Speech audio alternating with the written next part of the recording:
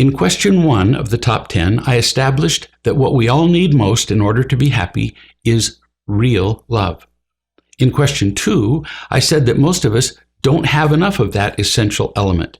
And in that condition, we look for sources of imitation love, the topic of question 3. Without enough real love, our search for imitation love is not casual. No, we desperately look for people and circumstances that will give us the most imitation love we can find. And we become very good at finding it. Let's look at praise, just one form of imitation love we use. In a conversation with somebody you've just met, how long does it take for you to recognize whether this is someone who will be more or less likely to flatter you, to give you imitation love in the form of praise? We can usually make that determination in the first 30 seconds, really, or less.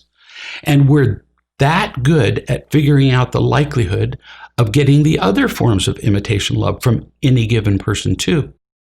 Everywhere we go, we do little imitation love assessments on the people we meet. And understandably, we tend to like the people who give us more. Obviously, we like the people who make us feel better. When we find someone who gives us more imitation love than anybody has in our whole life, we feel so good that we call that feeling falling in love. No kidding.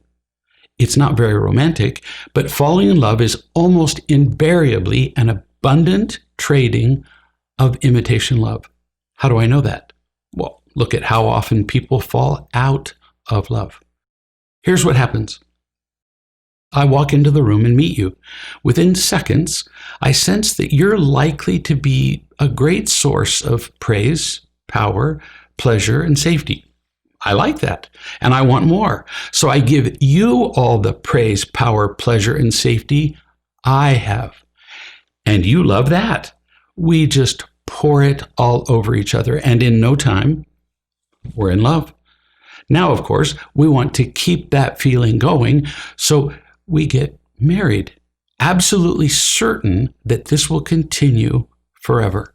And we hope that marriage will guarantee that. But then what happens? As we talked about in question 3, the effects of imitation love, the flattery, sex, power, all of it, begin to wear off. Now, that's a real problem, because I was positive that you would make me happy for the rest of my life, and you had the same hope of me. The disappointment at losing that dream is huge. We begin to criticize and argue, and we blame each other for our unhappiness. But what's the truth? Who is to blame? The answer is revolutionizing relationships of all types all over the world. You are not to blame, nor am I. The real problem existed long before we even met. We both came to our relationship without enough of the one thing, real love, that we absolutely had to have in order for our relationship to succeed. We tried, oh my, how we tried, to create happiness with all the imitation love we could muster. And for a while, maybe a few months, maybe longer, it actually seemed to work. But imitation love never lasts.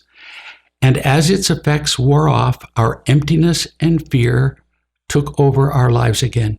We didn't realize it, but without enough real love, our relationship was doomed from the beginning. Thankfully, we can change all this. We can learn to find and share real love. And as we do that, we can learn to find relationships that are unconditionally loving from the beginning. We can also heal the unhealthy relationships we already have. The power of real love is miraculous.